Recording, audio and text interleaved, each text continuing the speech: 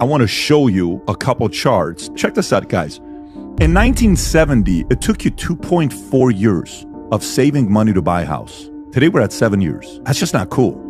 So we can sit there and be tough on the younger generation and be like, hey, you know, well, you are not disciplined. You're not this. Like, and I used to do that. I'm like, you're not doing it. Dude, what the? But when you go back, it only took 2.4 years. Now it's 6. Why is this? Watch this one here, which is kind of weird.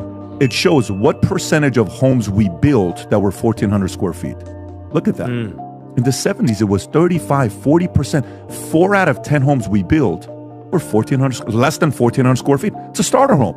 Hey, babe, it's just you and I, 2 bedrooms. Let's get a place. And today, look at that. From 40%, the blue's gone all the way down to 5%. We used to build 500,000 homes every year, less than 40. These are starter homes, entry-level homes. We're at 55,000. 55,000, guys. And by the way, this isn't just in the last year. Look at it since when? Obama. 08. And it started declining since when? It went down after Nixon. It went up a little bit under Reagan. It went down again at the tail end of Reagan, stayed flat under Bush and Clinton. Then it went down under Bush slightly, then really declined under Obama. And we've stayed at 55,000 a year. By the way, here's what's crazy. During this time, if we go from 70 till today, 1970, I ran some numbers on this. Population was 200 million. We're at 340. So we've increased 140 on 200, which is 70% population's increased, which means this needs to be, instead of 500,000 per year, needs to be 850. But we're at 55. So we're expecting these young kids to go buy a house that a 45-year-old needs to buy that's been in their career for 20 years at 28 years old. Kid is like, dude, what do you expect me to do? I don't have that kind of money. $700,000, I cannot afford it, right? And then you go to the next chart and you look at what BlackRock and these other guys are doing. This is deeply concerning. Watch this.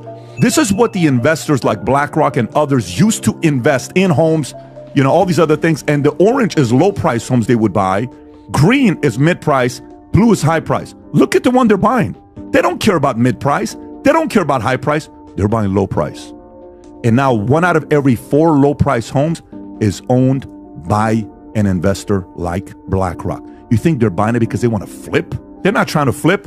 They're trying to say, we're in a rental season, guys. Forget about buying a house. Just come and rent from us. We're going to keep this long term. And by the way, here's what's crazy.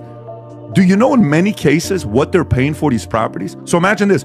You're buying your house. It's on the market for $200,000. BlackRock comes in and says, what do you have it at, 200? What's the number on this property right now if we run the comps? About 190. We'll give you $300,000. What?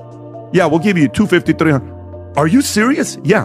Well, Mr. and Mrs. Jones offered me 195 and me and Mary were going to consider it. Forget about them. We'll give you 250. Oh, here you go. Wow, what a nice company BlackRock is. I'll take that additional 50. And they're thinking, this is fantastic. No, this is what's going on. So for us, and you're going to see where I'm going with this, Tom, I'm sitting here thinking about a solution for this. Because right now of America, like this really concerns me. Do you know what percentage of America is developed? Like urban, like people living there? 82% of Americans live in 2% of land. 82% in 2%. Which means what?